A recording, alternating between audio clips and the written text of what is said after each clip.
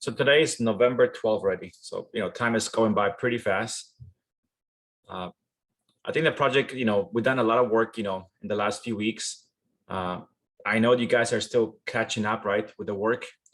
So I'm trying to do my best here to give you guys time to catch up, right? Let me take a quick attendance here, and then we'll just go back on the topic. Amira? I'm here. Okay, good. Darrell? Alondra? I'm here. Okay. Yalen? I'm here. Okay. Beverly? Here. Okay. Hugo? Here, Professor. All right. Sergio? Here. All right. Kevin? Here. Lewis? Jordy? I'm here. All right. Anna Marie? Here. Ying? Here. Naja? Here. Okay. Leonardo? Here. All right. Lena? And Deborah? Here. All right, good. Save this. All right, so let's see, let's see how far we are with today is already November 12th, right? So we're already kind of in the second week of November, right? We still have, the 19th, right, which is next week. The 26th, there's no class because it's Thanksgiving, right? So ideally we have 1, 2, 3, let's see.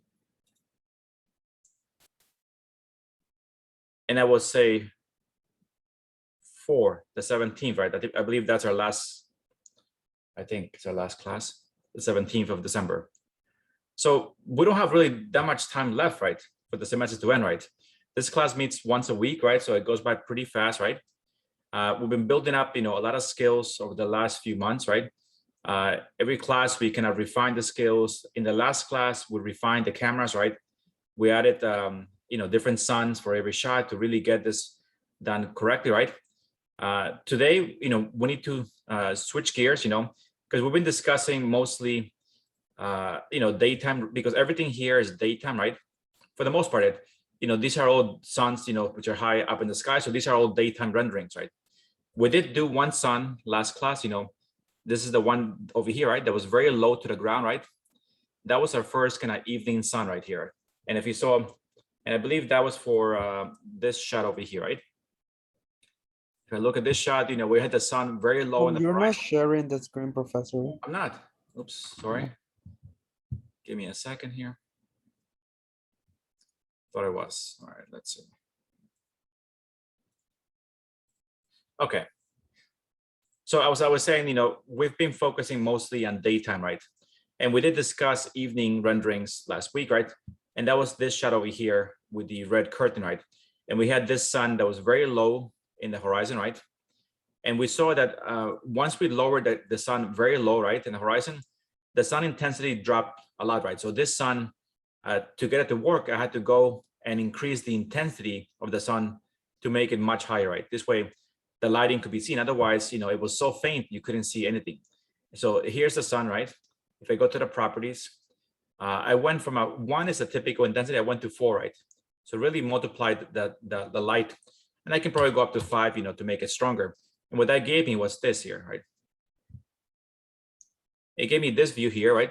You can tell that the light, is very orange, right? But still very bright, right? So let's say if I wanted to make these renderings, so let's go from, from daytime to evening to night, right? So right now, this view here is definitely a evening shot, right? We can tell because we have very long shadows, right? That always means, the sun is setting, right? We increase the intensity. Right now, even though I'm at 5, I could probably go a little higher, I can go probably 6, 7, for the intensity, right? So to make it truly an evening rendering, what's the last step that I'm missing here? I should be doing one more thing here. think about what things affect light.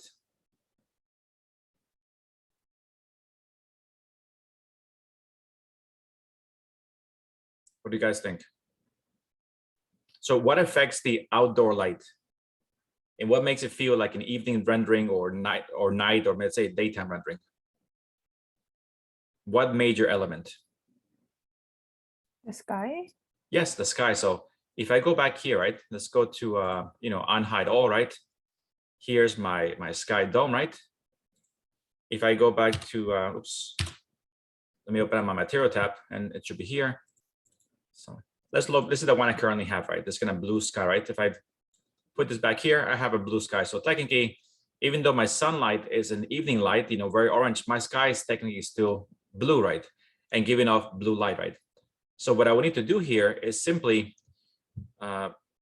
change the sky, right? So if I go here, for example, right? Well, let's make this view bigger so we can see a little better. So let's change this one here just to get a preview of the sky, right? I'm gonna click here. Let's go here to the blue sky. It should go back to my folder. And I'm gonna make it truly evening, which is pretty much this one here, right? The one that is orange, right? This is the evening sky. It's got a little blue, more orange. So what that will do is it'll make my outdoor light more orange. You can see already behind the tree, we have a nice orange sky, right? Next, if you like what that looks like, we can just now go to this one here, right? Which is the one that gives off light. And we can again replace this blue sky with the same one. In this case, the one here, sunset. So now we just replace all the outdoor light. That means the light casting outside is not going to look blue anymore. It should look more orange, which should match the light, from the sun, right? So let's render again and see if that makes a difference. Look at the outside part. Yes. So you see, everything now became a little bit darker, right? But one mistake here, right? I didn't replace this. This is still showing. I can still see it here, which means that I haven't applied the correct material. So, don't forget to select it again. Click the light material, and it should look like this, white. And try again. There we go. So now it should really have the atmosphere of an evening rendering, right? We have the nice sun coming from, from the right side here, right? We have the background environment, right? Things like this area here looks orange. We have a nice bright orange, cloud setting. So this now really truly looks like an evening shot, right? What do you guys think?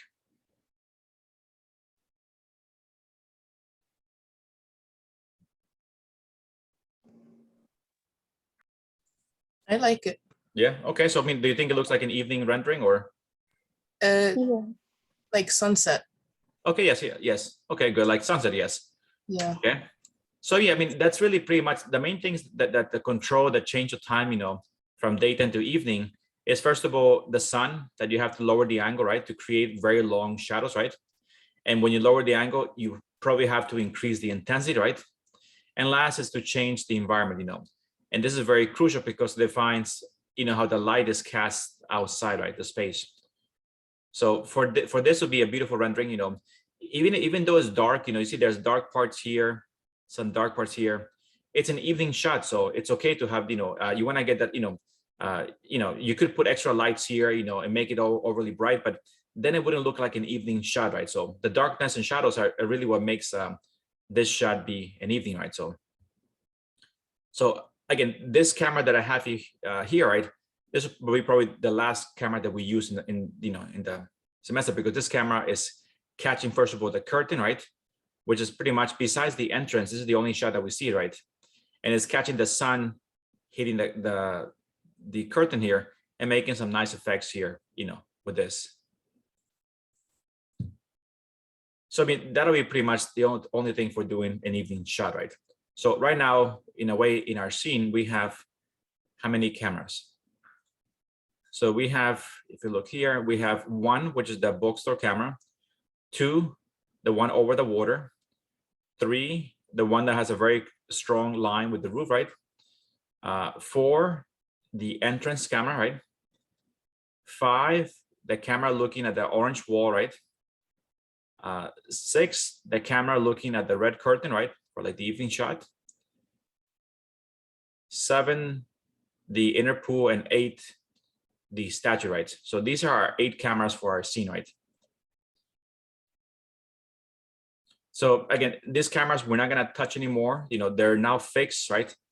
All we're gonna work with, you know, it just pretty much everything around it, right? Trying to create the most beautiful renderings, you know, possible here.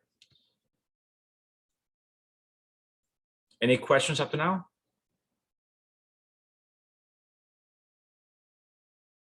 Is this part kind of clear, right? Yep.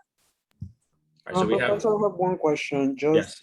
it's about the sun, so when you copy the sun, do you actually have to just do unable when you're going to turn that sun on for that specific camera? Yes, Or do you have to do anything else? Cause I don't know That's why all. my sun wasn't working when I did that. that's all pretty much, you know, the sun will look yellow. When you click on the sun and you click on the boxes enabled, that will turn the sun off and then it will turn black. And then you have to turn it on, you just click unable, right? And Yes, then it should work for the rendering. exactly, yes, that's all you do. Oh, okay, because it wasn't working. Weird. Yeah, make sure you have enabled, right? When you put enabled, the sun should turn back to yellow, right? And when it's disabled, it will look black, at least the sun. Okay. All right, so let me confirm again. We have camera 1 here, right? This one here is camera 2. This one here, you see how it is pointing, is camera 3. This one here, there's camera 4. We have the one looking this way. That's 5. This one here in the inner pool is camera number 6. And then the one here, looking to the statue, that's camera 7. And the last one that we added last week was this one here. And that's it, no more cameras.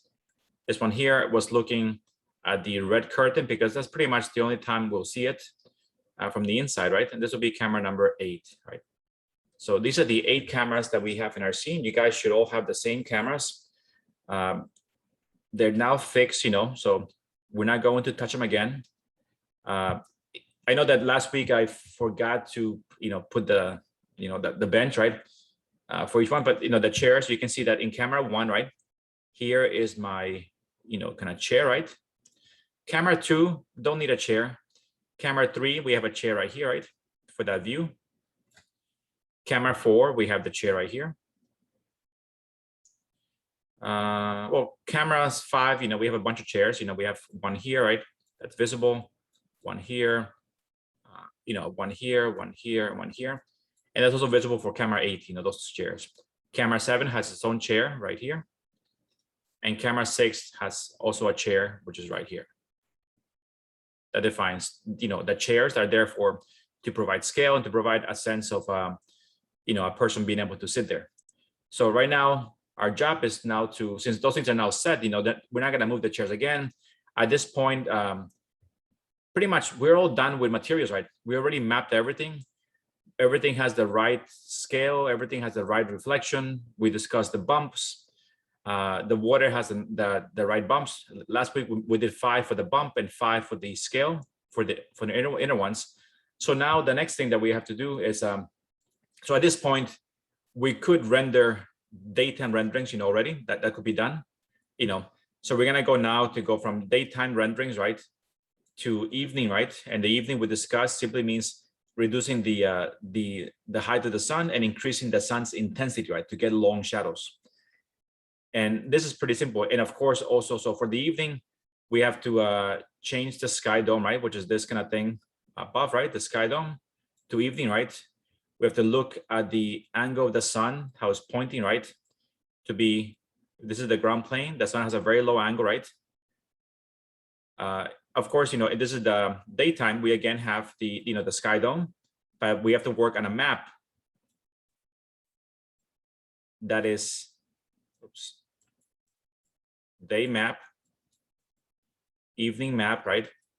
And of course, if we go here to night, right, which is the next thing that we have here, that came the sky dome. Now we're going to replace it with a night map, right? Something that really, and once we go to a night rendering, all the suns are off because it's night, right? The suns are only on during daytime and during evening, right? Once we switch this to if I put up a line here to nighttime, then we no longer need any suns. Those can be all turned off, and we're gonna deal only with artificial lights in the scene, right? So this looks like a mess of scribbles now, but hopefully that made sense.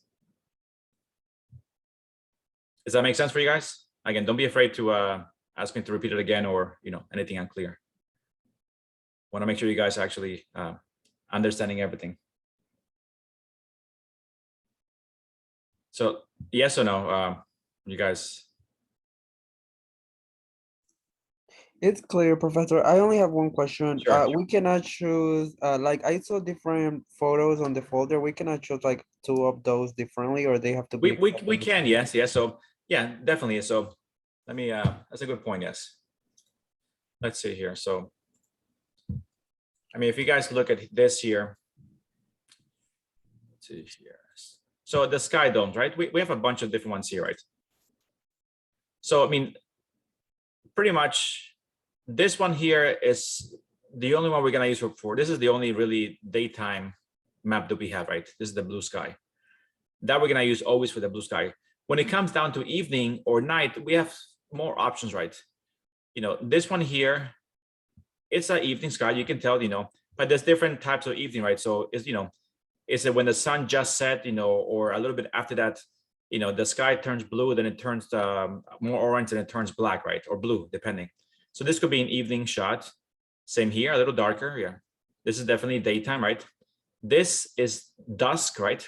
When the sun just sets, the sky typically turns blue, and I like to use this one here for my night renderings because it's very dramatic, right? This also could be for evening. This is like a night, close to evening, right? The sky, you can see some stars above here. And this is definitely, evening, or maybe it could be evening or maybe sunrise, right? Just because of the colors, right? So, you can definitely try other ones. Yeah, we'll try different ones to see how things change, right? But yeah, that's why we have here, 7 different maps for you guys to experiment. All right, so we have 8 cameras in our scene, right? So we're gonna be making, a good amount of renderings here. So at this point, regarding daytime renderings, are you guys clear with daytime? What things need to be done to create a daytime rendering? Yes, Professor. Okay, then to create an evening rendering, is that also clear? What needs to be done? Yes. Okay. All right, so let's talk about the main focus for today's class, and we'll probably spend the whole class talking about this, is nighttime renderings, right? All right, so let's talk about that, right? So before we do anything for nighttime renderings, what do you think we have to do here? You guys kind of tell me. Like in this view here, what do I need to do here first?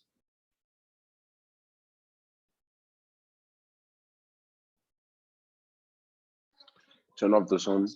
Exactly, yes. So I'm gonna take the sun and, okay. So this is where you have also a choice to make, right? So at this point, my 3D model is already fully mapped, right? My cameras are fixed, my benches are fixed, my materials are fixed. I'm not changing those things anymore, right? That's remaining there, right? Eventually, once we put all the details, you could, if you want, do a, excuse me, you could do a file save as, and do save as daytime, save as night, and save that evening, right? This way, otherwise, if you decide to render here in daytime and you're in night mode, you're gonna have to go back through some steps, right? So just, we'll talk about it more later, but just think about that, and you don't have to do it, it means just remembering what steps to change to go back to daytime and what steps to change to go back to a night rendering. But the first thing we do here for night is, of course, turn off all the suns, right? Not delete them, just turn them off, right? Because we'll probably need them again later. What's the second thing that we do? You change the sky, no? Yes, let's do the, yes. So let's do the sky. And let's go here just to get an example.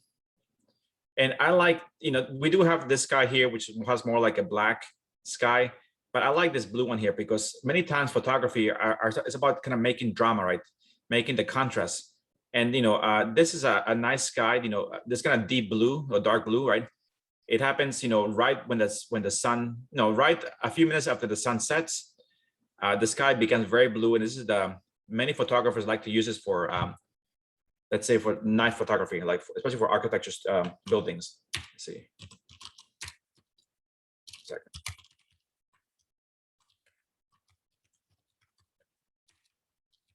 Find like a nice shot here. Here we go. So I did a quick search here for photography, architecture, night, right? And what's the one thing that you always see here, right? Yeah, a few of them have like a completely dark sky, but the ones that are truly nice have like a blue sky, blue sky, blue sky. Not really, it's not really a blue sky, it's just dusk, right? Like this is a beautiful shot here, right? Of this, right? This is a night, this is typically done with a long exposure camera, right? And all the lights, and there's always also a nice contrast between the sky, which is blue, the lights, which are also kind of orange, right? And this kind of blue sky at night, with the orange and the reflection make for a very dramatic, beautiful shot, right?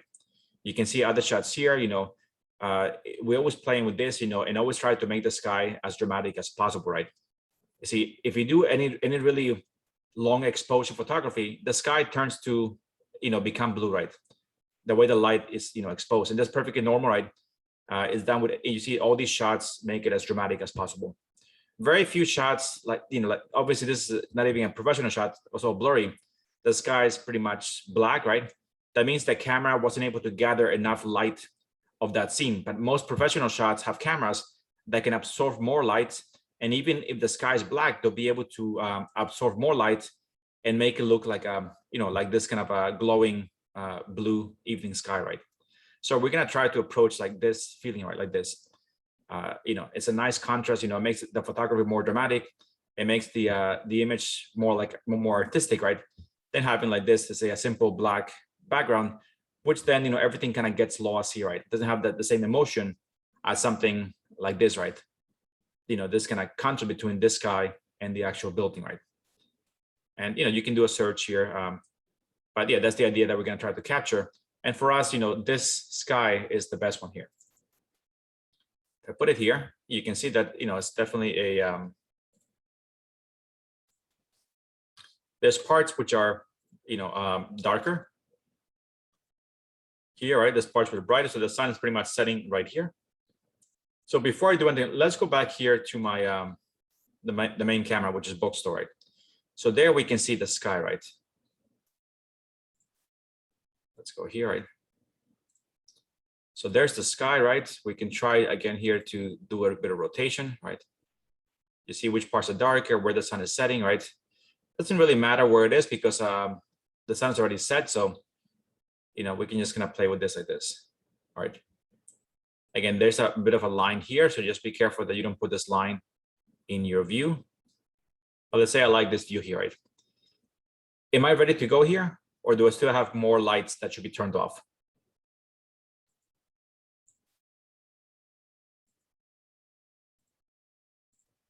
What do you guys think?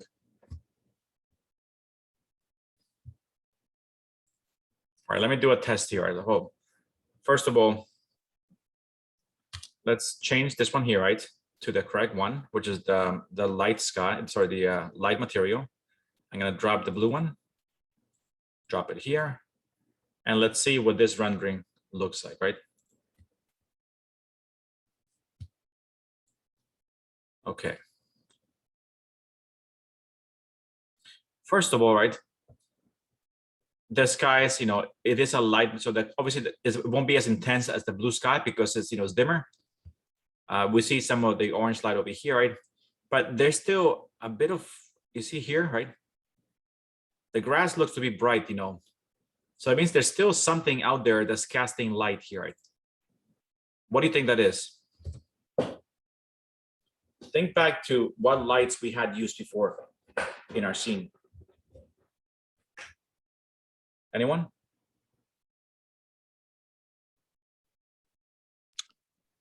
Over there? I'm not sure. All right, so we had, in the main scene that we had before, that daytime scene, we had, let's see, we can do So our first light that we had in the scene there, right, was what? The main light in our scene. What is that? The sun. The sun, yes, that's the sunlight, right? This is the main light. And what happened when you added the sun? Remember that there was something that asked you, you know, it said, do you want to add something, right? An Environment. environment map? Yes, do you want, it's like a V-Ray sky map, right? Something like that. Yeah, like an environment map, yes. So when you add the sun, right, it automatically asks you, do you want to add a V-Ray sky, right?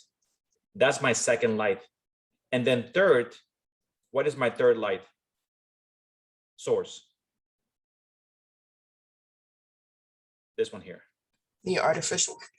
The sky dome. the dome, right? This is my third light in my scene. So in the daytime scene, we're working with 3 lights, right? The sun, all we do is we turn off, right? We have the enable button, right? This, we have to go, for this, we have to go here. So we go to where it says rendering here, right? So let me clear this off. Let's see here. We click here, right? And we go to exposure control right here, right? We've been there before, right? Okay, and we see here that, well, this part we know, this is not gonna change. We have, exposure control, V-Ray, that's good. We have mode from V-Ray camera, that all remains. But this top portion here, that's number 2 here, the V-Ray sky. And we see here, background, right? The environment map is controlled by a default V-Ray sky. So even though the sun is off, this sky is still there, right? So what I do here is, where you have this check mark, just uncheck it, right? And then it defaults back to a color, right? In this case, black, right? And if we use black, that means that there won't be any other light source coming out, right? So at this point, uncheck it, leave it as black. Now the sky is really off. So that will turn off the V-Ray sky, right? The dome means simply just change the map and put the correct map for, evening or nighttime, right? So these 3 things we need to achieve to truly make it into a night. All right, so let's clear this. And now let's render again and see what this looks like, right? So now in this scene, the only light source that we have is the sky, nothing more.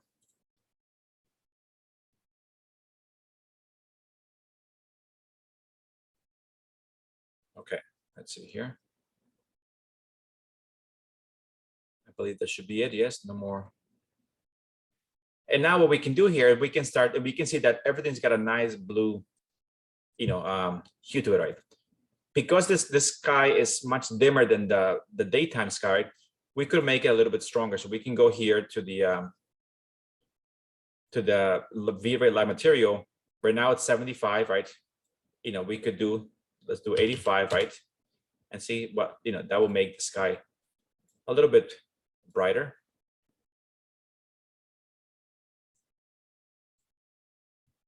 You see like a slight difference there, right? From this to this. But again, not much you can go wrong. You can make it darker, lighter. For now, we're going for the, if we look at this image here, right? Oops. This one is a little bit brighter, right? Obviously, there's some photoshopping, and we can address those things here after. But for now, I think we can go a little brighter with the sky just to mimic something like that image. So let's say that we go here and we try, let's try 100, and let's do just the sky here.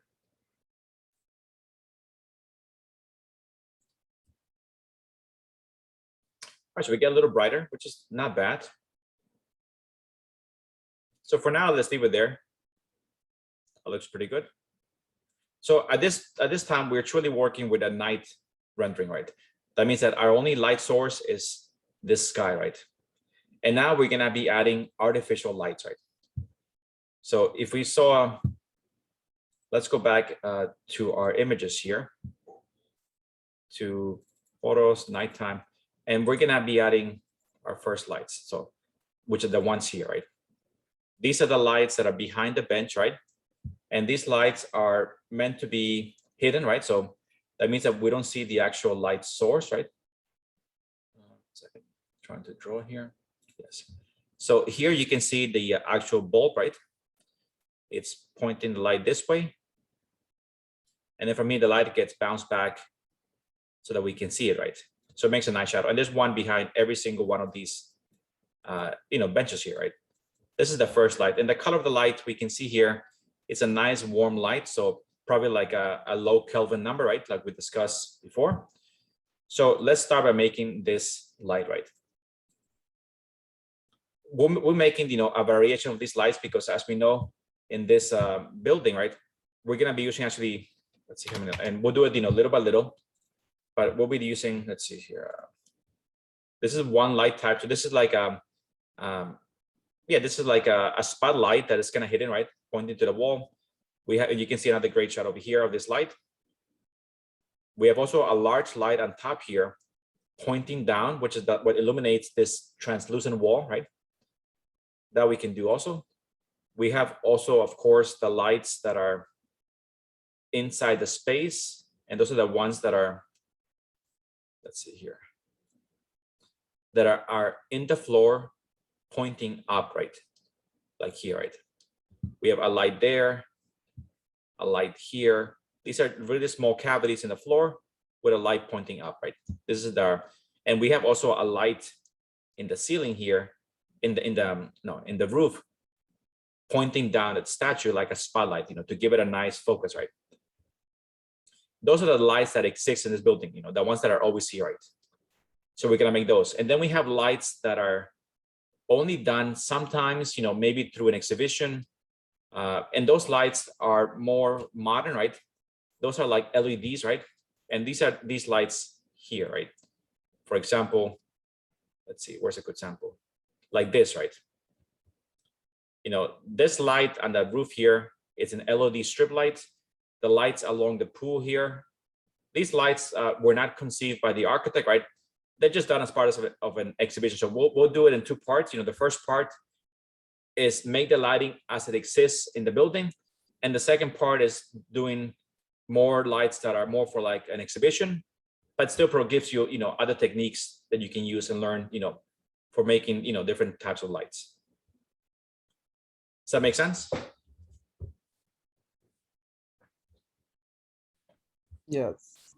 So Yeah. I'll try, so between, let's say, between today and next week, we'll do a lot of lighting, right? Because I want to see you guys over the over the Thanksgiving break, right?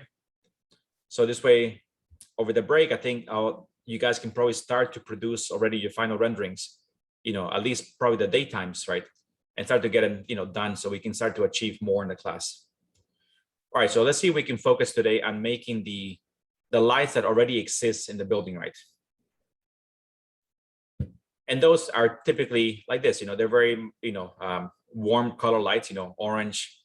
The other lights that are more for exhibitions tend to be colorful, right? Blue, red, orange, whatever you want, because they're using LEDs, right? All right, so let's start by making our first lights. And that'll be the ones here, right? So let me start by just isolating this. So I'm gonna click on the wall.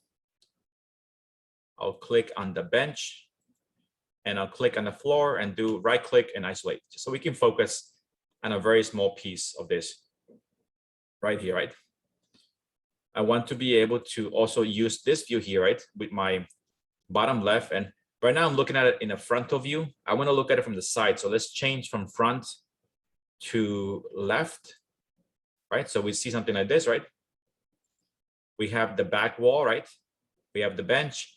And we have the cavity here for the light. So ideally, if I get here very close, right, our light is gonna be like here, pointing this way here, right? And then it should bounce off light this way here. So for this, we're gonna use a new light type, right? It's a little bit, it's not complex, it just has a lot of steps, right? So as long as you guys follow this, go through it very slowly, it should be fine. But this light is very nice because really realistic, right? And it does match lights that are, in the real world. And they're called IES lights. So these lights, are pre-made, So I'm gonna give you guys today a new folder. Again, remind me today before the class ends to put it there in case I forget. But they're called IES lights, here. And they're predefined lights. I'm gonna give you guys 30 different lights. So this file, is what defines what the light looks like. You can see that it's, it has no, it's very small, 2 kilobytes, 1 kilobyte. It's simply a data file that tells 3D Max how to, make the light. And here I have a file that gives you a preview of the light, right? So if we look at it here, let's say, we have light 1, all the way to light 30.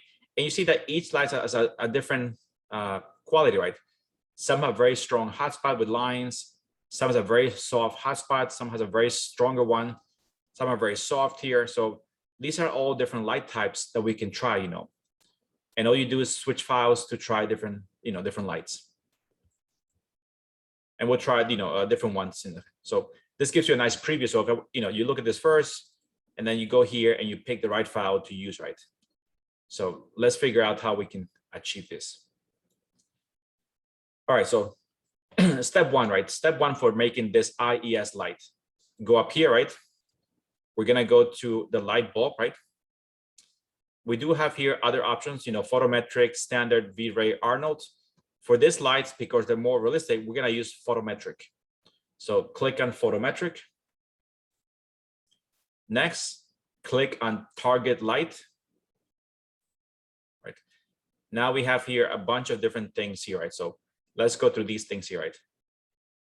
First of all, general parameters, right? Make sure the light is on. Make sure the shadows are on.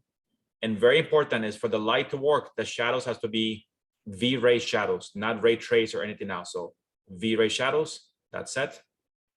Next, light distribution here. This next tab, click on the down arrow and change this to photometric web. When you put here photometric web, it opens a new menu here called distribution photometric web. So that, again, hit the arrow. This has a blank white box, right? That means that nothing is currently loaded there. So this is where I want to load one of these lights here. Oops, let me get it here. One of the ones here, 1 through 30, right? So where it says here, choose photometric file, that's where I'm gonna find the file inside here. So let's just choose photometric file, right? And then we'll just look at it, in our folder, right? I'll give you guys this afterwards. Where is this?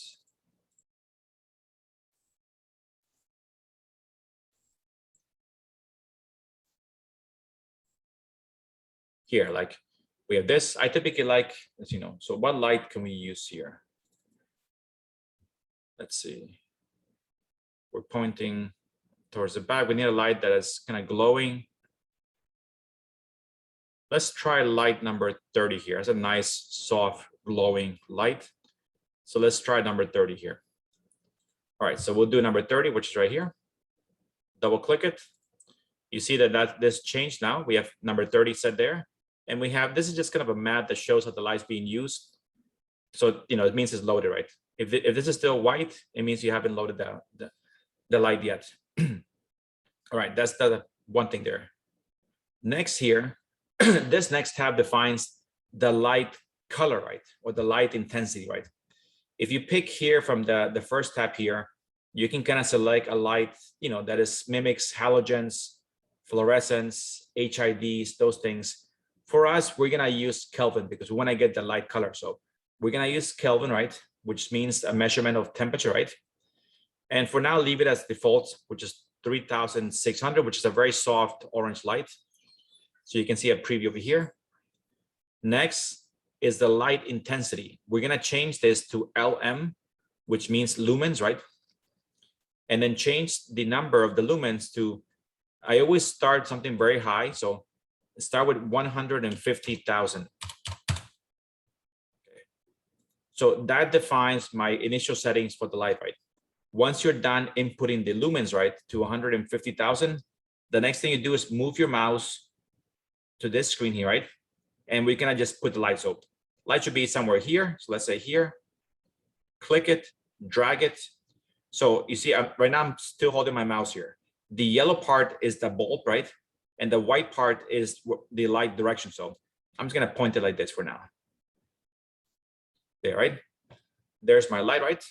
Afterwards, up here, I'm gonna change to just lights. So this way I'm not moving anything by mistake. And I'm gonna select this light like this, because currently I'm in the left view, which doesn't really tell me much because my light is somewhere in space, right? So next thing I need to do is move this light left, right? And put it right in the middle here, right? Imagine behind this, this piece of the bench. And if you look here, my light is kind of there, right? Pointing up, right? Like this. All right, so now before I put the other lights, right, let's do a test, right? And we can do it here. And let's see. Okay, I'm going to, yes, let me change something here. Let's rendering. I'm going to increase the quality of the rendering so we see a little better. I'm going to go to 1536 by 1024. And let's render.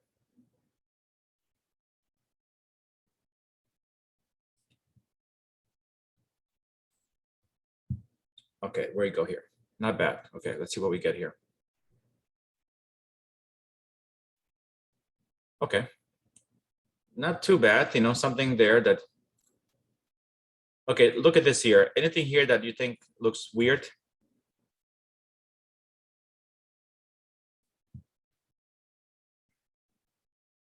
Come on, guys, tell me. Wait, what was the question again? If you look at the light that I put here, right? Anything looks strange? The I way the think light. the square that it creates, like Yes. when the So lights on. you see here, it has a very strong line, right? Why is that? Isn't it because the light doesn't go that higher than that? I don't Not know. really. Okay, let's look at a sample here, right? So if we look at the light, let's say this one here, right? There's a nice glow, right? And it just kind of fades out, right? So we have a Oh, pretty. can you change because I think you used the plane. Can you change it to like a circle or something? Not really, no. That's so it's more about let's see here. So you guys are getting close. It's the wall, no? Yes, in a way, yes. So let me move this to the Like side here. something. Here, like if you look at this bottom left view here, right? When the light points up, it hits this corner here, right? And this corner creates The shadow. a shadow, right? So the way to fix that is take this light and let's move it a little bit. Well, let's move it down more and move it a little bit more this way, right? I'm gonna move this thing a little bit to here. So I moved it a tiny bit forward, right? See if that fixes the problem. And let's try again. And there's no right or wrong, just a matter of keep moving it until you don't see the line anymore. So let's check again. Okay, so moved it a little bit, the light went up higher, right? You see here, this line here right now, right, is the line from this one here, right? So I don't really want to see it here, so I'm gonna move it a tiny bit forward, right, the light. So I'm gonna move this part here, right, this part forward a bit here. Maybe a little bit down. Okay. Let's try again.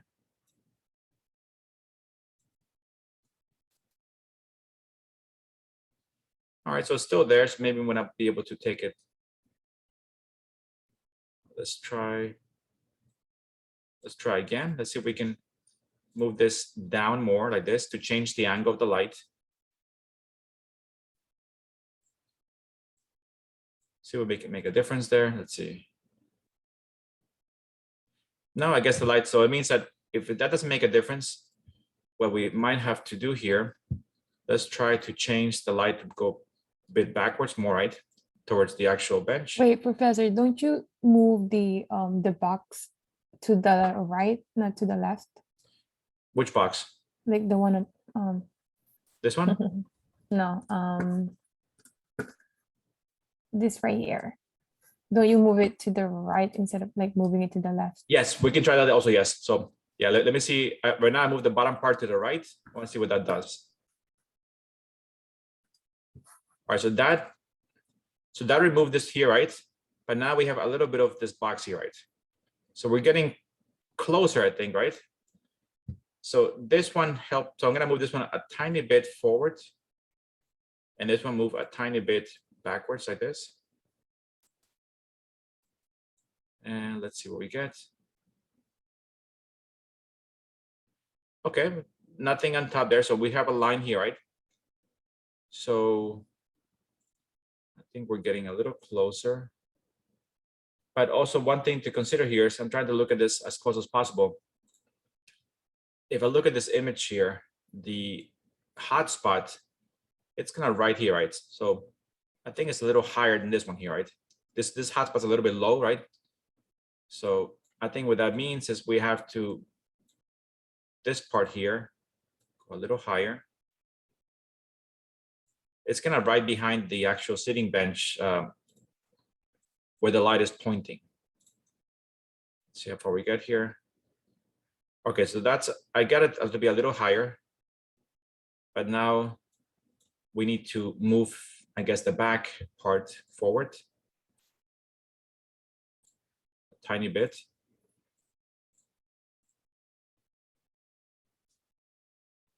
And then we go back to, which I guess is not really bad, you know, if you look at here, this light does cast illumination over here, right? You see above this part, so we're actually not doing so bad here. So maybe it's fine there.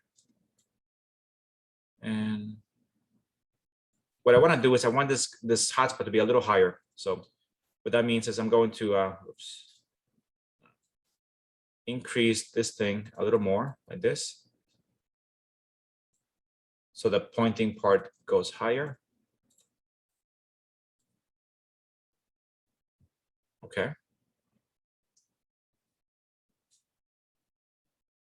All right, so that looks to me better. It's a nice glow there. All right, so the next thing here, so this again, we can later refine it even more. For now, this is our first light, this there, right? So the next thing that we have to do is we need to copy that light multiple times because that light exists each time behind, you know, one of these things, right? So we want to copy this light and we want to make sure that we copy it using an instance, right? This way later, if I decide to change the intensity, I can do it once for everything, right? So I'm going to take this light, right? I can do Shift, try to put it in the middle there as close as possible. Instance, how many lights do we have? Forgot already. So let's just put 10. We can delete one afterwards. Here we go. So I can delete these ones here. And, you know, kind of move a little bit, but, you know, again, they don't have to be perfectly centered. You know, this is just a light source. So if it's a little, I'm just doing it very quickly here. Try to align to that pink line.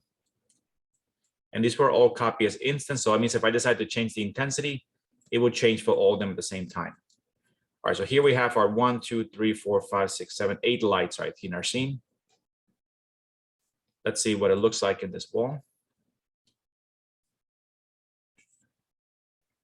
Let's cancel this.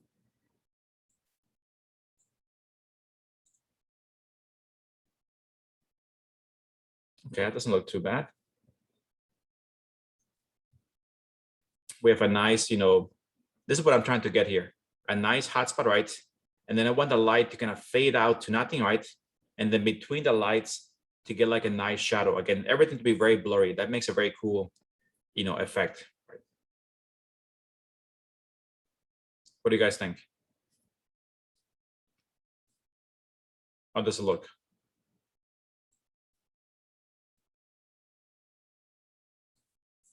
Do you guys like it or? I like it, bit- Professor. It looks really nice. Okay, yeah, I'm just, you know, trying to get your, to see if anyone needs any help, you know, so. I just have a question, Professor. Sure. There's no way to remove sort of like, you see the shadows of, it looks sort of like a repetitive shadows in the wall. Well, here I don't know if in the picture it looks like that. Yeah. in the picture, it looks like this, yes. So, I mean, in this, again, I don't know exactly what bulb they use here, right? You know, we're trying to estimate, so it won't be like, you know, exactly 100%, you know, but we want to get as close as possible, right? And we see here that, you know, first of all, you know, maybe what we should do here is get a camera that kind of looks like this view, right? Just to make it a little bit more precise. So let me just put a camera here. Again, a test camera, right? Nothing like before. Let me do end isolate. Let me do cameras here. I'm gonna copy Well, let's try this camera here, right? Let's try it. This is the pool camera. Okay, and I'm gonna just copy this camera. This camera again, will be my new test camera. So I can match it to some views here, right? We go to test. And this camera, I'm gonna try just to quickly match that image that we have here. Let's see something like this.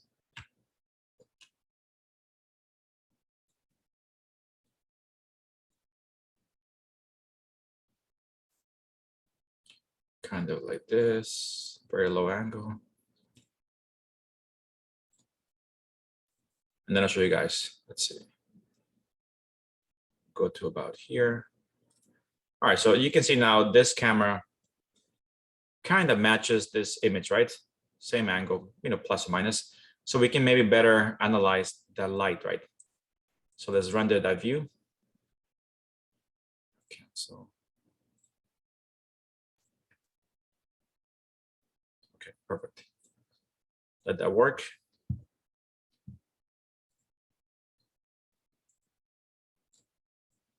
We can see here the actual camera, right? Okay. Not too bad, one thing that I do, so between this photograph and this, tell me some things that are different, right? I see two possible things that are different. What do you guys think?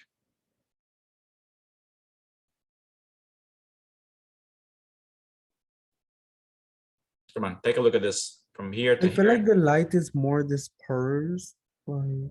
Okay, yes, okay. The light here is more disparate, I think, because this one has I think the light is stronger here. So there's a bigger, this is a bigger hotspot, right? Here it's a little bit smaller. So it means that I could maybe make this light a little bit stronger, right? Like brighter. What else besides that? The reflection in the water is much more Okay, like yes. pronounced. Yes, more pronounced No. because the light here is stronger, right? That we can also fix. Yeah. And anything else you guys notice? Is it the shadow on the roof?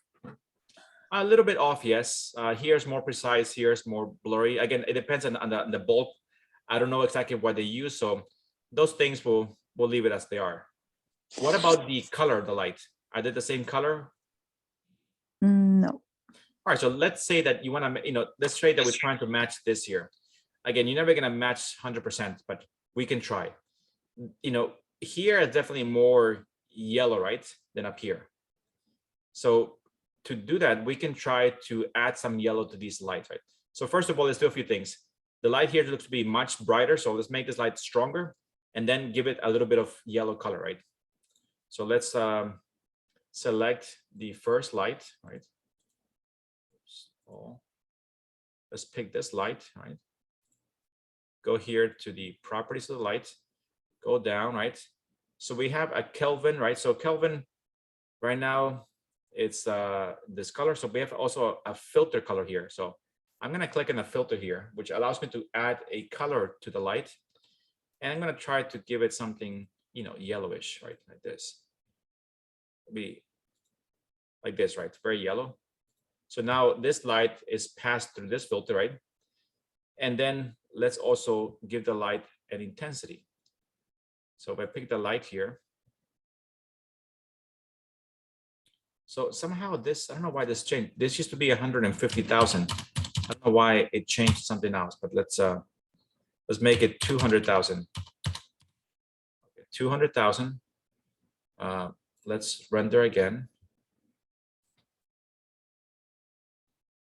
Okay, that changed. So I'm not gonna do everything. I'm just gonna cancel this right now. Do a region right here. Look at that.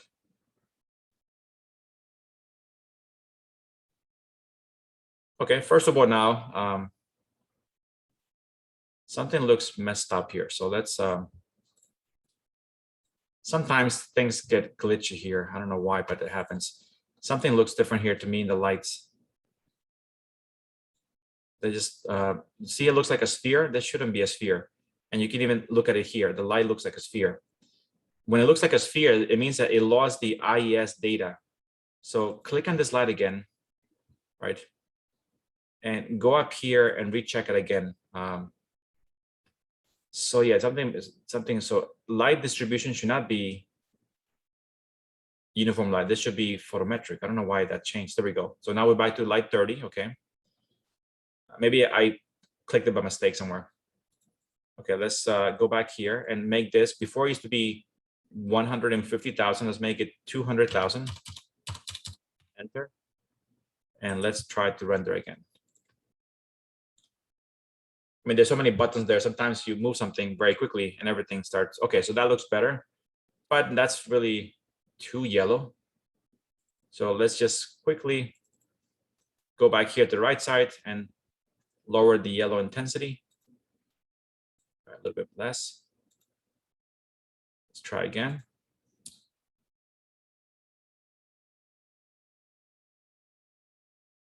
Okay, not bad, getting close. I'm looking at the photograph here. So again, you guys just can look at your, I'm gonna make it in a way more yellow, but less here. And try again. And again, you know, this could take hours and hours. So for now, this to me looks pretty good. The one thing I think is this needs to be a little stronger, the hotspot. So let me change this to, let's try under intensity and lumen, let's try 300,000. See if that makes a difference. There, perfect. So I'm gonna bring this back over here. So that gave me a much bigger hotspot right here. Here is, so I mean, I think that's pretty good for now. I mean, that looks, again, the stronger the light, that means also on the water here, the more is going to reflect also on the water. There. So I think for now it looks pretty good for this light. What do you guys think?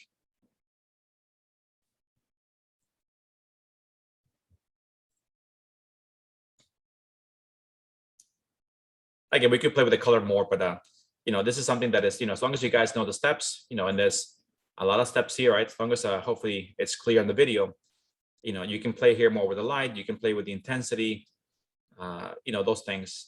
If you decide, you know, to change the Kelvin number, if you go to a higher Kelvin, these lights will become more blue, right? More white.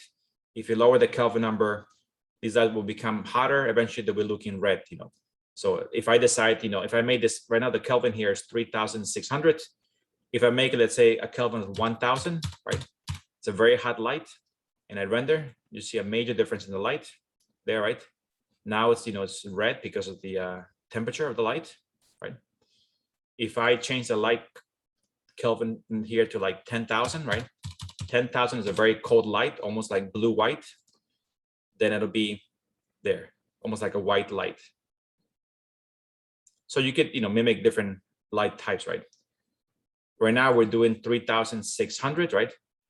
If I do, let's say 4,000, makes it a little bit less orange.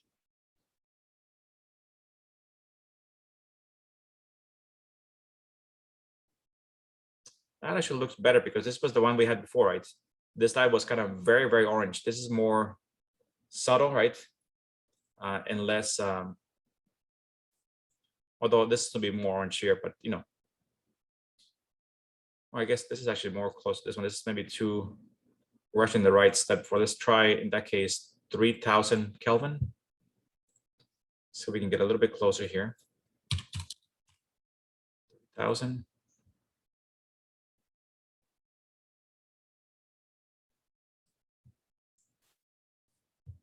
That made it a little bit more. This gave maybe too much red. So again, this, and again, there's no way to match the exact same result, just get as close as possible. And I think I'll leave it at 3,600 for this light. And let's do a little piece here.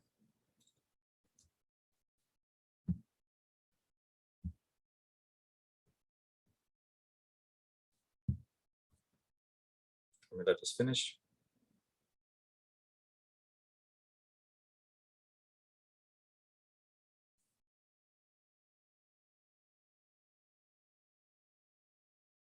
All right, so that's, to me, that looks pretty good now. You know, we can always refine later, but That's nice light intensity, nice glow, a nice reflection over here, right, in the water. And I'm pretty happy with this. So this is our first light, this is the indirect light behind the bench, right? Let's jump in, if there's no other question, to our second light, which is the one over here, right? This light, which is behind the translucent wall, right? So let's, again, let me try to move this camera so it matches that view. And I think it was this one here. Like that. So there is my, there is that wall, right? I'll try to put it in the same location as that one so we can see a little better. So the first light, any questions?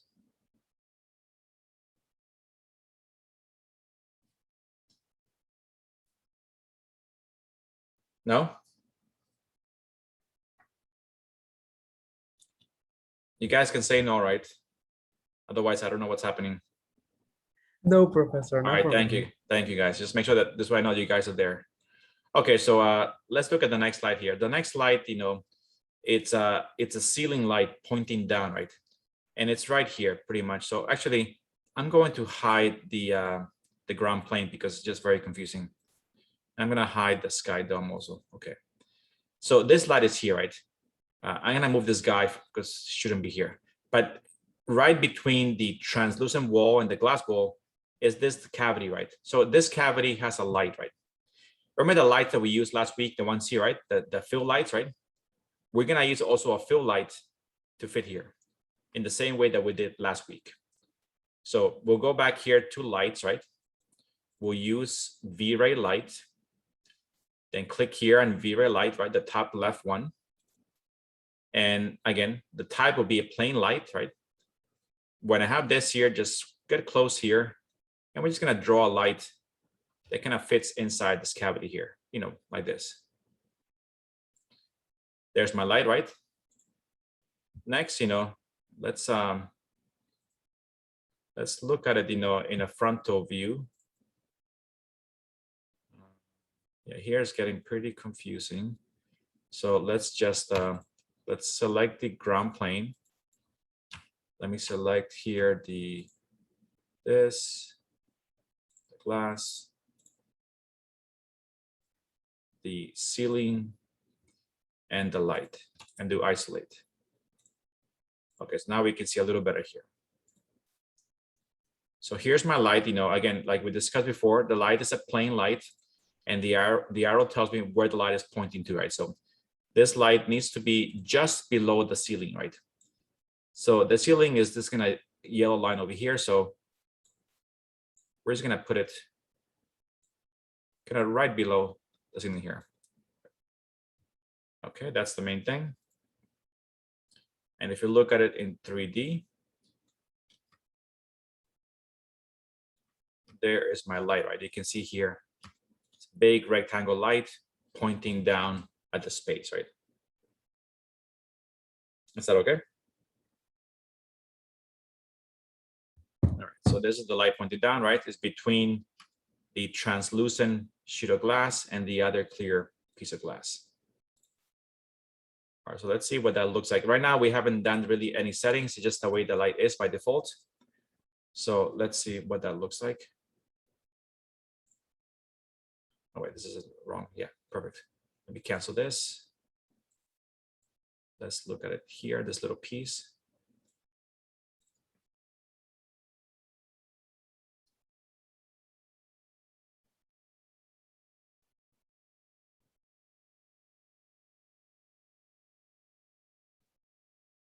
Again, this looks a little bit messy here because it still needs to finish rendering before it's clear.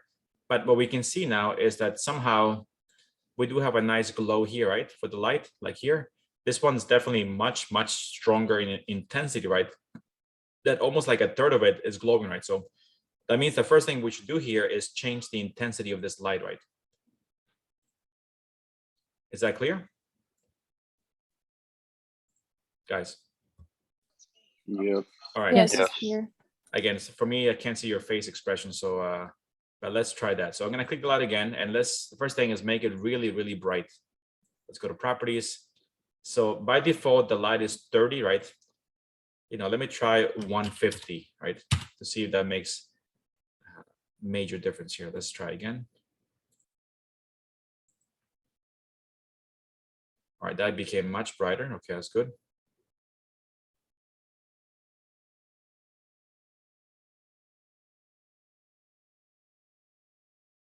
Okay, that doesn't look too bad.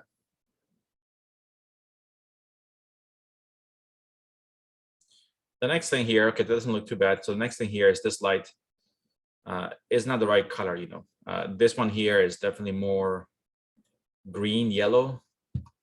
So let's see if we can do some color for that. Let's pick the light. I'm gonna switch here to lights. Select it. So right now, again, we can do color, right?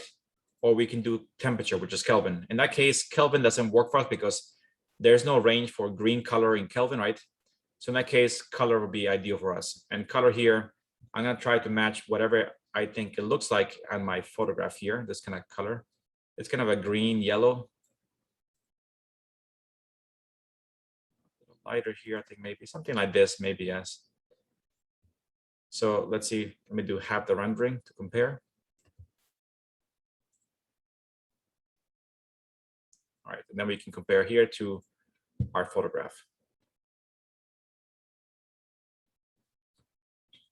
All right, that's not bad, Again, we can make a little greener, a little more yellow, but this is not really important. Just get as close as possible to, to this, right? All right, so to me, that looks pretty good. Again, the glow is never going to be the same because the image could be overexposed with the camera. So the idea is, the lights are very strong glowing effect there. Also, because we changed the color of the light, to make it more green. See, the light became dimmer, right? Here was very bright. Here's almost less. So we could technically make the light a little bit stronger. So let's try to make it, let's try to double it again, 150, and let's make it 300 for the intensity here. And let's see if that makes a difference. So this is so bright, it almost looks white. So let's see there.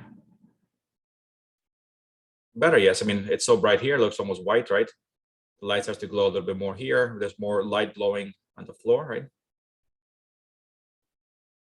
So, okay, that looks for me pretty good. So let me just cancel this. Step back once here and let's do the whole thing. And then we can compare our results. We'll take a break, guys, so in like 10 minutes.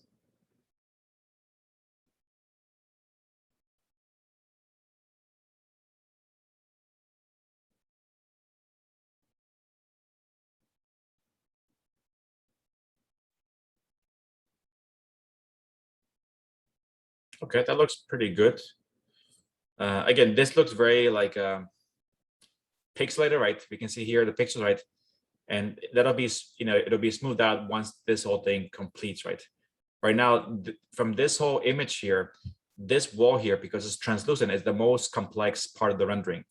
Because the light, as it goes through the wall, is being refracted in multiple directions. So this is very time consuming, right? And we can talk about now about one setting that tends to, this setting will improve the quality. It would make the rendering longer. So you guys can use it if you want to, if your computer can handle this. But if you go here to the render setup, right?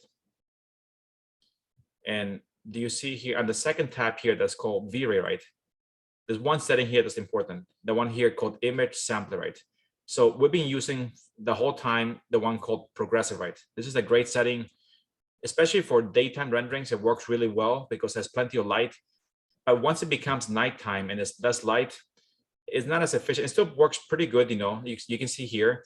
But if you want things that are smoother and nicer and the best, then I would change progressive to bucket, right?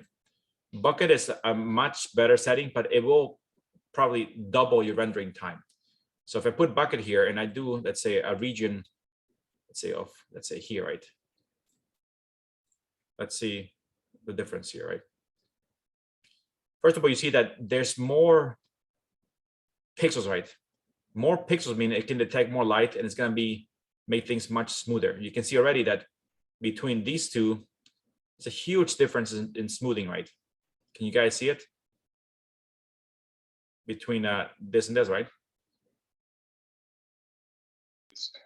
Yeah. I mean, so I mean, I would try it, if your rent is gonna take, 10 hours, then, maybe you stick with the other one, right? The one that's progressive, right? But you see from far back, it does look a lot better, right? How about here also? You see here the water, right? It's a little bit bouncy off. If I do a little piece here with also bucket and compare it to this one here, what this does, is bucket has more samples, right? So it detects more samples in the light, so it's able to better analyze the quality of the light, and in the end gives you a much smoother image, right? You can see here it's a little bit broken up, kind of not that smooth. Here it really it blends everything much better.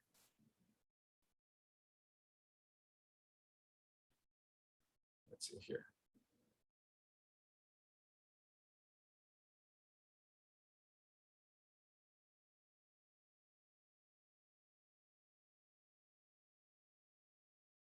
All right, so that should be done. Okay, step back. Do you see a difference between this side and this side?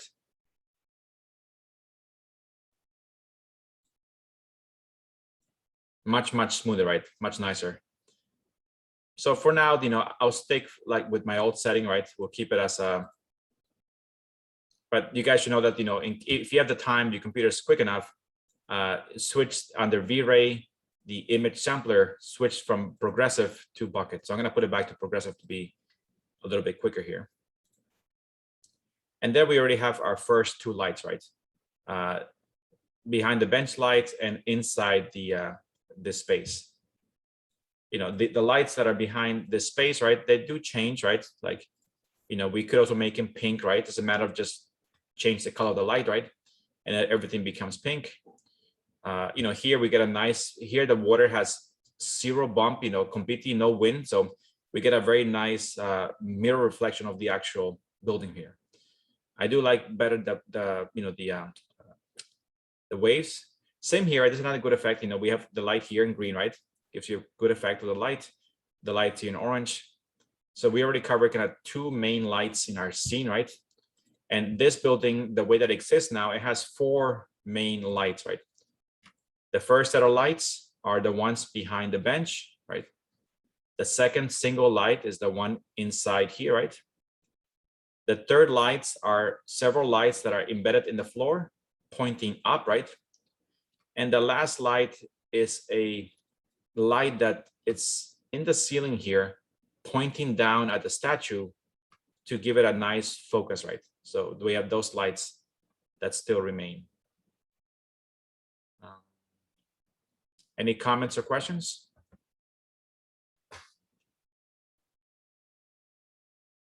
No. No, you guys are okay? You find this to be complex or difficult?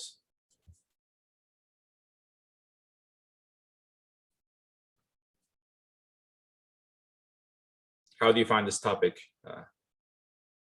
Overly hard or Not too complex. I think it's not too just the complex? parameters. Okay. I think it's a lot of modifications.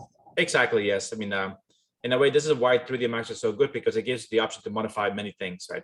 And as long as you guys know the order of what it does, then, it'll be fine, And again, with practice, things always get easier.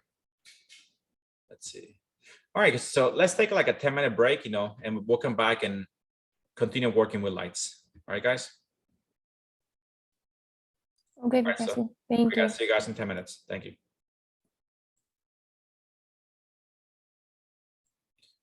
All right, guys, let's continue here. Sorry for that delay. All right. So again, up to this point, any comments or questions?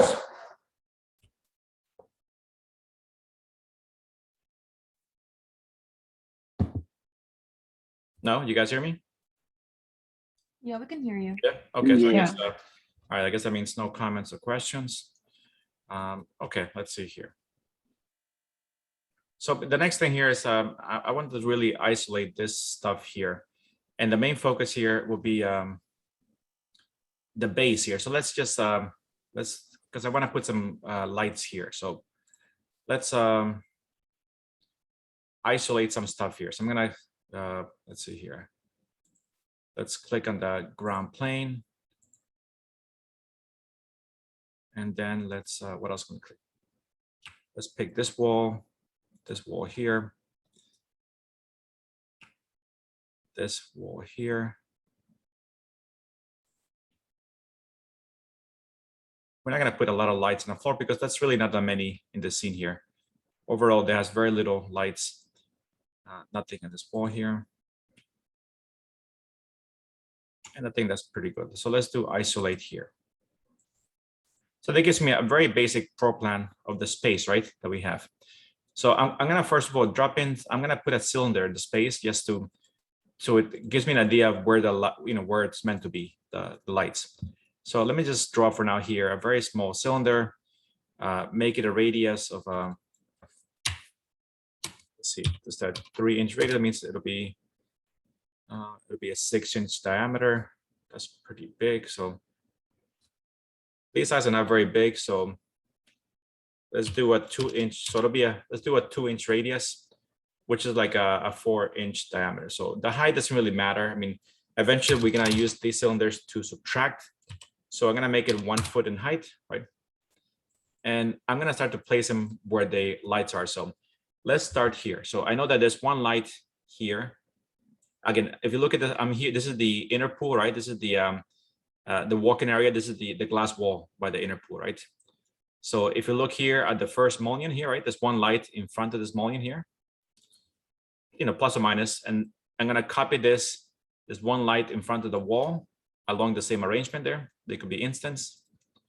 Then again, I'm gonna take this one here, copy it over. Again, as instance. Put it behind here, the first mullion here. And one more again in front of the wall. Those are the first 4 lights that are there, right, in the scene here. Throughout there's really not that many more lights in the space. Here, I believe there's one over here. So I'm gonna copy the same thing here. These lights are always on the inside of the space. So I'm gonna put one, I believe, here in front of this mullion. Then I put also one here in front of this one. And one in the middle here. The lights are always in front of the glass walls in the space. So we have here 3, right? We have 4 here, right? And no lights in this wall here. No lights here, I believe. Let's see.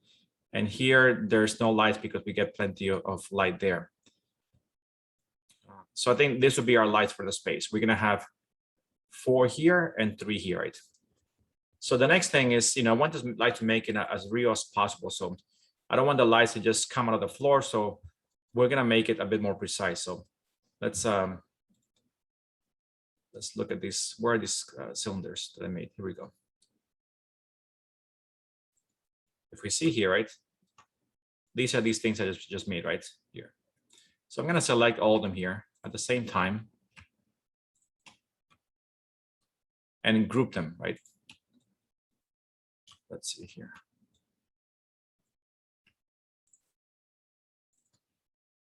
So we have these 7 things, right? And again, these lights are embedded in the ground. So to make them look real, I have to make a cavity in the ground. So they look like they're coming out of the ground, right? And right now, this is simply a shape that I'm gonna use to subtract from the, from the ground. So I'm just gonna put it, it doesn't really matter how deep it goes, just kind of embed it in there. And this shape is it, yeah, so now I'm gonna select, like we've done in the past, right? I'm gonna select this base, right? And I'll do a subtract, right? So let's go here to the first tab, compound objects, right? And let's try ProBoolean. Sometimes, one is better than the other, but let's start with ProBoolean and make sure it says subtract and then start picking that. And we'll click this. There we go, right? So What that made, it gives me a nice cavity, right? In my floor, right? And we have those 4 things, right? Is that okay?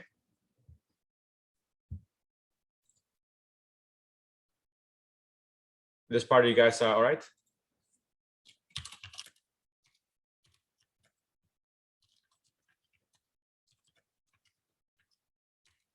Any questions, guys? No? I'm trying to update something here 1 second.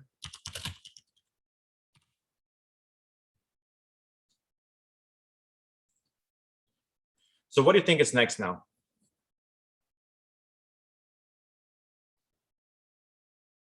What's missing now? We have a hole, right? What's missing now?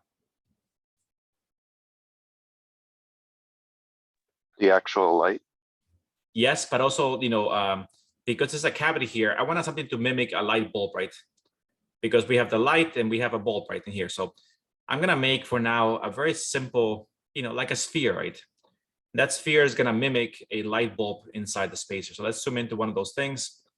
Let's go to basic shapes. Let's get a sphere, right? And just, I'm gonna draw a sphere here like that.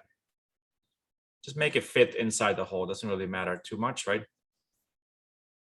And then I'm gonna copy that sphere to each of these things, right? Let's go here. This could be done as instance, right? Just put it, somewhere in the middle there.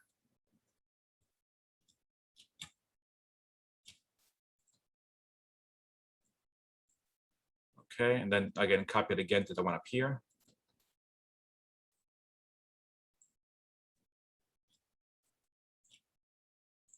Keep copying as instant. Then once I'm done copying everything, I'm going to again group it so that I can move it, so I can make a better selection. That's there. All right, and there's my 7 spheres. Next, I'm gonna select this one. Select all of them at the same time. I'm using Control.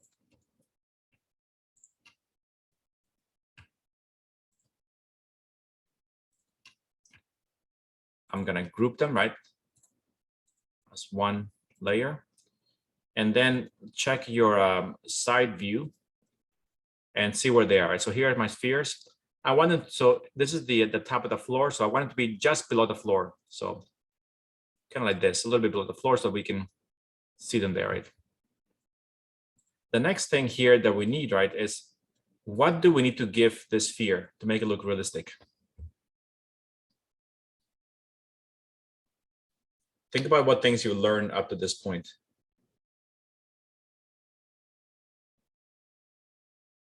What do the spheres need to do to make them look realistic?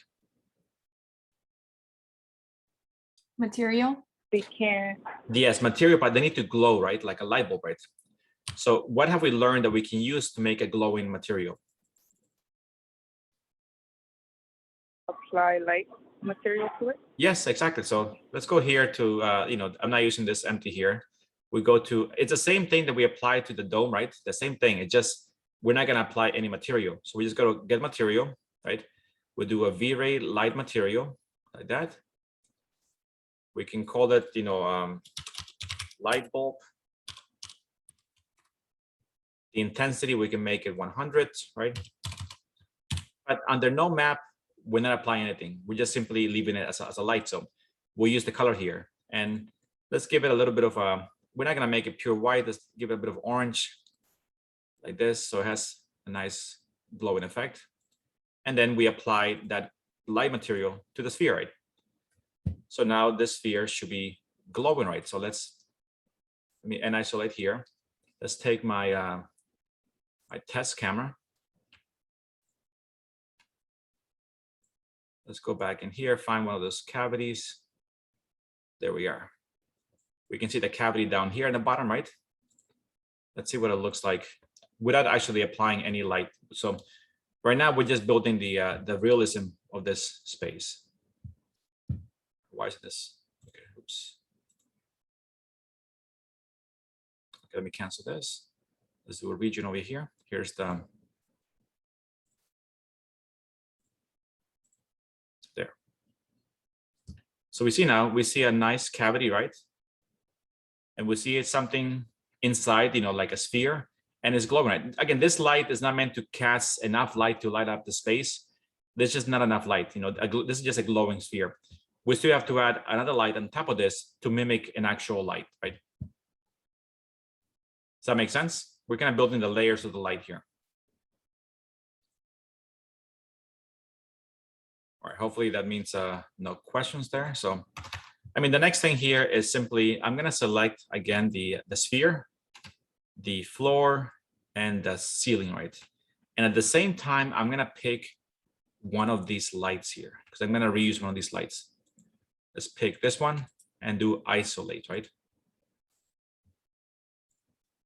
And I'm gonna select lights here, right? And I'm gonna take this light and just copy it.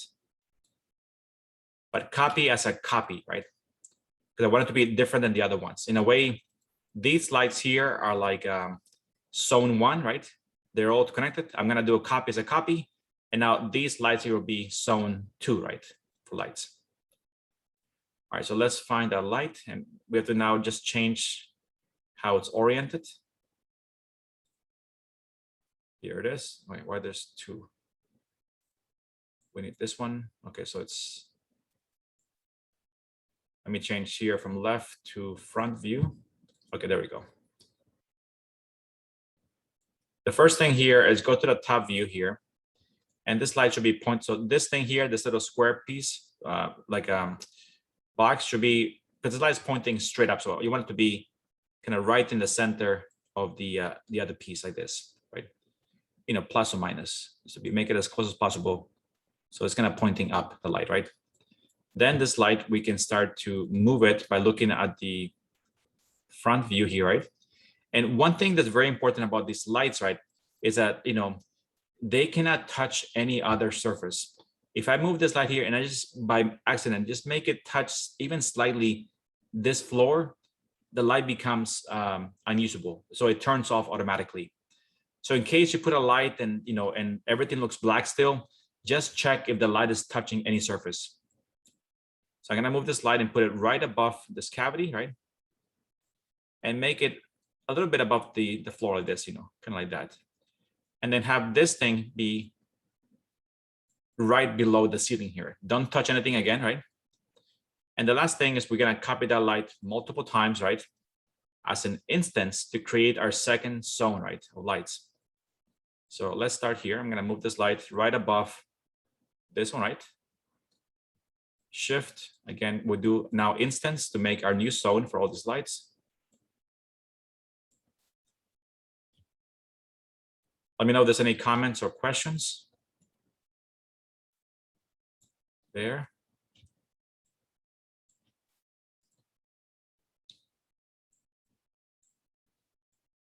Copy it one more time to these 3. Again, as instance. Oops.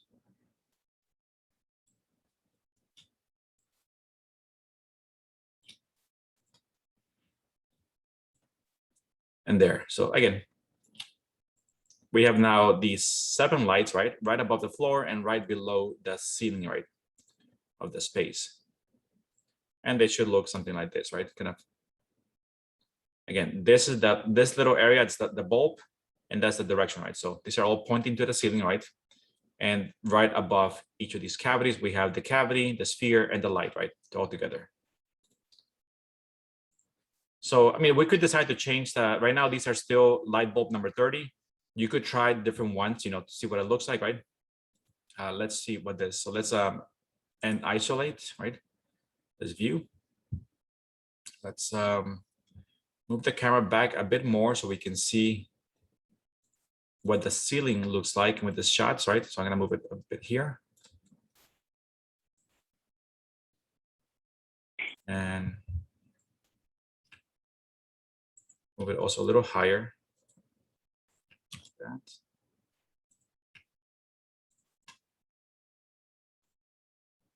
that. Okay, let's try this shot here now.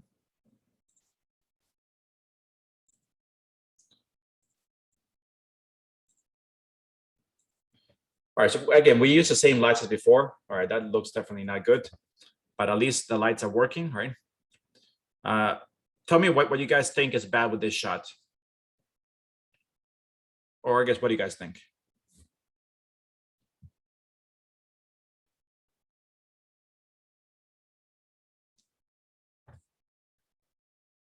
Okay. What do you think of the light color? Do you like it or no?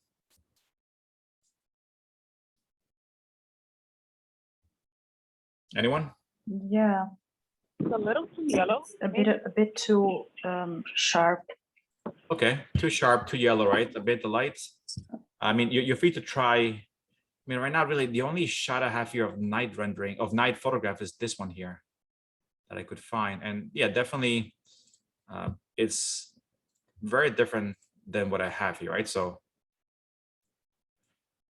the light here, yeah, this is definitely, this one here, there is some yellow here, but this is just way too orange. So let's try to make it look like this a little bit, right? So I'm sure that because we copied the light from before, we had included before that kind of filter, right? So again, we just gotta pick one of these lights. Let's just go, let's go to lights here, right? It doesn't matter which one you pick, they're all connected. So I'm gonna click here, go to properties, I pick the wrong thing. There we go. So the filter, if you look at the right side here, before we added a filter. So this filter, let's take it out, go back to a white light, right? We are Kelvin 3600, which is a very orange light. Let's increase it to, let's try 5000. Give it a bit more white color. And let's do that for the first thing. So let's just now render half the scene, right? And compare. Let's go here. And see what things change with these light. Okay, that's a big difference in the light. Definitely looks more white compared to this one here.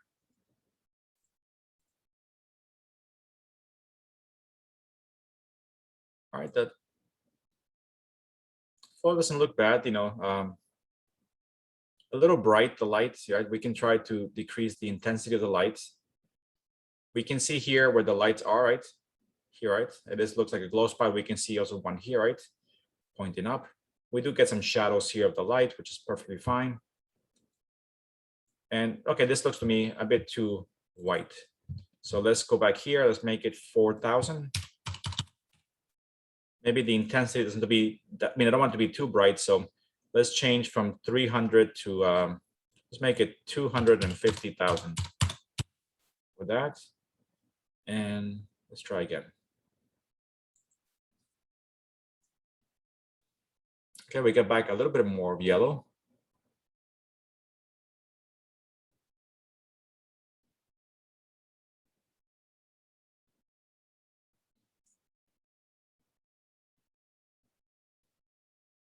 This just needs to be refined. This kind of, it means that the data is still, working on those things. So it'll get better as it goes further with the rendering. And again, because it's a night rendering, right? You don't want everything to be, overly bright. You still want it to look like a night rendering. So the lights don't have to be really intense, really bright. Imagine you have a dimmer for the lights, right? I think you get a better atmosphere when the lights are not too bright. Right now, this shot here is really not good. To me, it feels overly bright. Doesn't feel like a relaxing space at all. So I prefer something darker. So this looks to me a little better. The floor doesn't look too bright. So I think for now, I'm good with these lights. Later we can refine them. But for now, I think we have those lights that are pretty good. We can do a quick check on this side. Okay.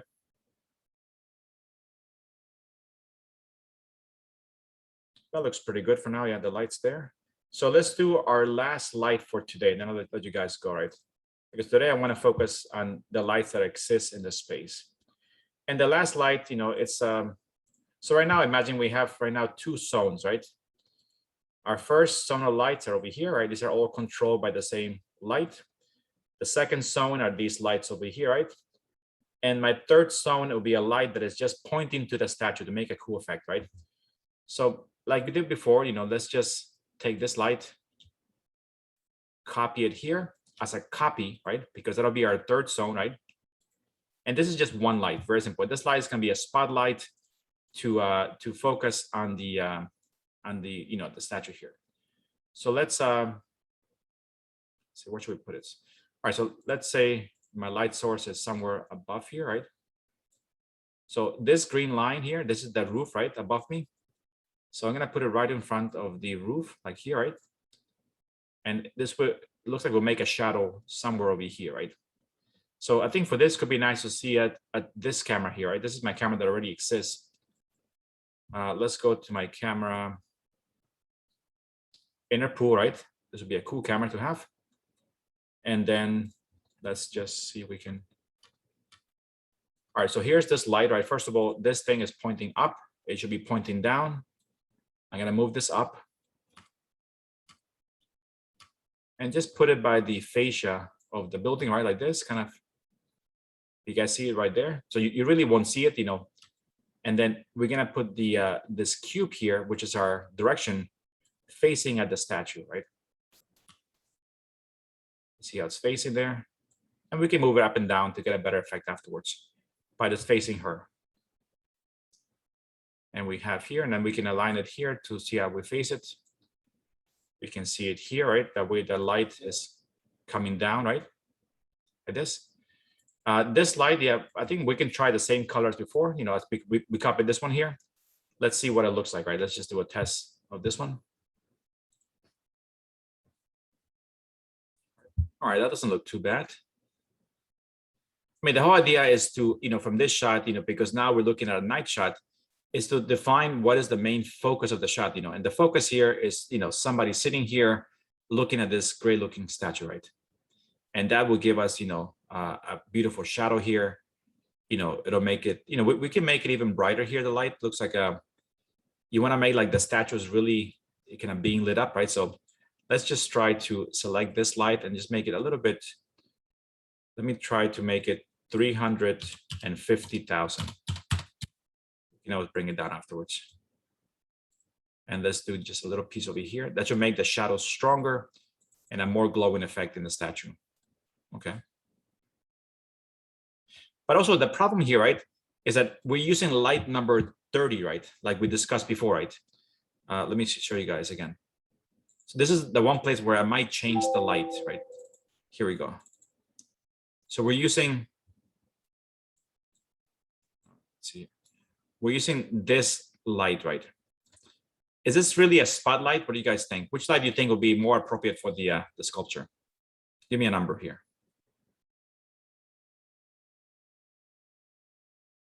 What do you guys think? 23. 23.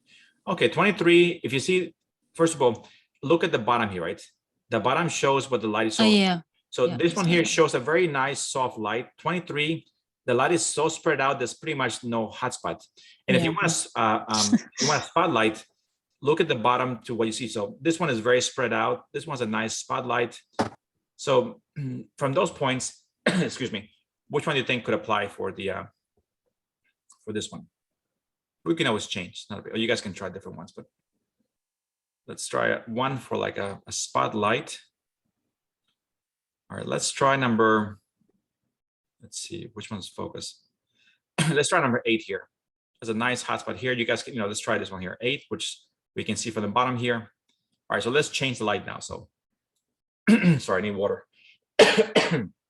All right, so let's go here. Right now we picked the light, right? It's being selected for the spotlight. So we can go on the right side here and look at the settings. The only setting we're gonna do here is where it says distribution, where we have light number 30. Just go inside here and we're gonna change to light number 8, right? When you change the light number, it tends to reset everything here, right? Mostly the intensity. So under the intensity, under LM, just again, one more time, let's put 200,000 here. Enter. And let's see how this changed. All right, so the nice thing about this light now is that we see that there's parts of the light which are much brighter, right? And then it's dimmer. So that to me looks more like a spotlight. And what that creates also is it makes the shadow much nicer. Right? So this means that I can go a little stronger. Let's make it 400,000. So I want to see like a hot spot. There we go. before the other light was so even that the whole statue looked lit up in the same light, right? Now we have, a strong light, right? Where you see the intensity and then it becomes lighter and lighter.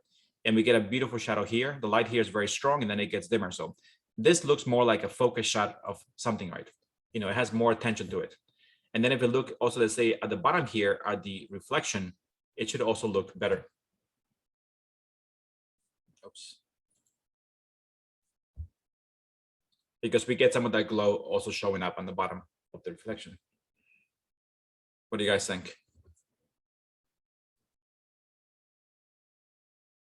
Do you like the effect, or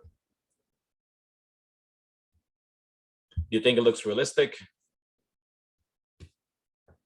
Not realistic, but good. Okay, so what needs I to don't be know done why. to make it look realistic? What do you think needs to be done? What's missing? Light color, light intensity. Like ratio a of the little light. texture on the ceiling, a little texture. That's where true. the Yes, chair- yes. So if you get a bump, yeah, I think for this statue, we had a very, very basic bump, right? We didn't even, so if you find a better bump, or a better texture, then yes, when the light hits it, we get some kind of a nice little shadows, right? On the skin, right? Right now, it looks all very smooth, right? So yeah, by adding some texture here, it would definitely make it look much better. Or maybe finding a better map for this. So yeah, you're free, you guys, to change that if you want to. Okay, very good. I think I'll leave it here for today. We already covered, a good amount of topics today, all focused towards light, right? So, we have we have 3 zones that we made, right? The first zone here is behind the bench. The second zone is inside the building. And the third zone is the simple spotlight to the statue, right? So the next set of renderings that you guys are going to show me will be just showing kind of these night shots, right? And of course, hopefully you guys are catching up. I mean, in the next class, the 19th of November, which is next week, right? We're going to focus on also lighting, but more lighting for like exhibition, right? We're going to put lights along the pool here, like lights that are LEDs, and we can try pink lights, green, blue, all this kind of more modern lights, right? To give it a sense of more of an exhibition zone. These lights are existing in the building, and then we'll do next week exhibition lights, right? And then you guys will have hopefully plenty of skills so that you can apply all this to any one of your projects, right? And then after the 19th, right, the next class, well, there's no class because the 26th is Thanksgiving, right? So that means that it's not Thanksgiving, but Thanksgiving break. So then you guys we'll discuss next week, that you guys can probably start creating already some of the final renderings for the semesters. This way, you don't leave everything for the last day of class. Are there any comments or questions for today's class?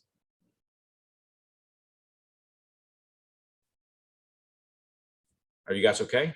All good. All good, yeah? All right, so I definitely hope you guys, doing good. Again, post everything on Dropbox, right?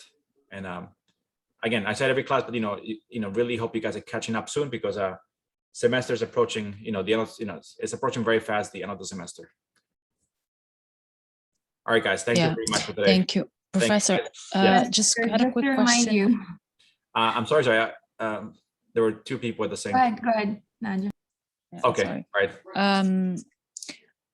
I was gonna say, I tried importing my Rhino model from design Yes. into 3D Max, and I mean, I should just keep doing the same thing we're doing for the Barcelona, right? Like, Yes. Yeah. Pretty much. Yes. I think it's- everything yes. needs to have I don't know if everything needs to have a thickness.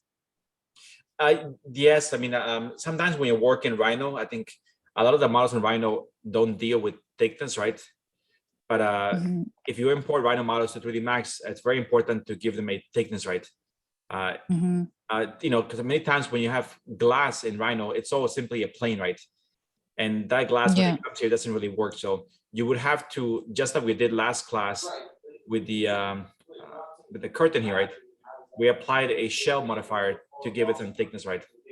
Or if you can do it, already in Rhino, then that's even better because it'll save you some time coming over here.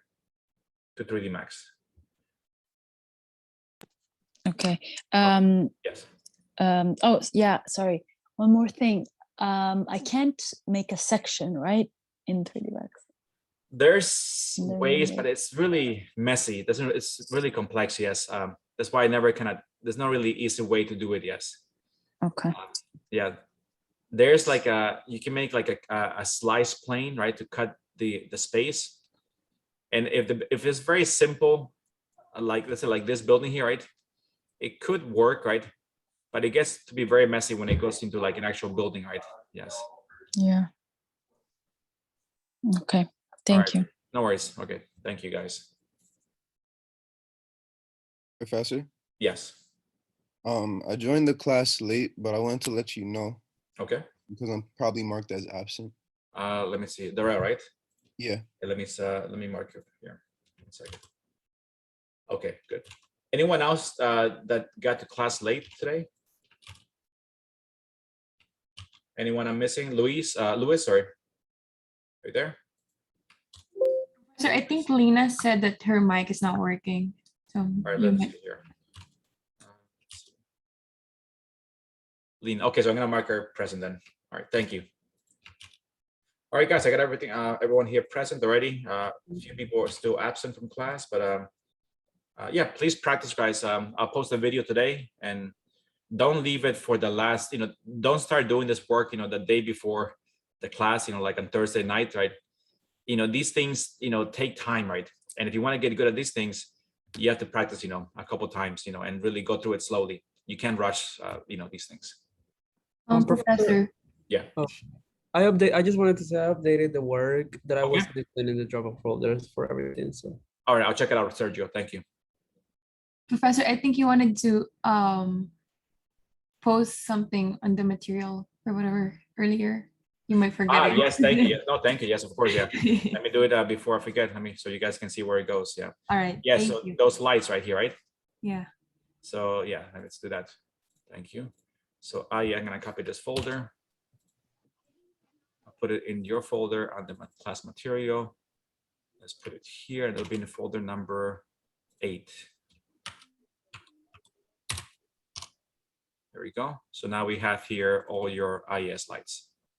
Thank you. All right, guys, that should be it. So I'll see you guys next week, right? And definitely enjoy the weekend. Thank you, Professor. Hey, guys, thank you very much. Professor. Take care, guys. Thank you. Enjoy your break.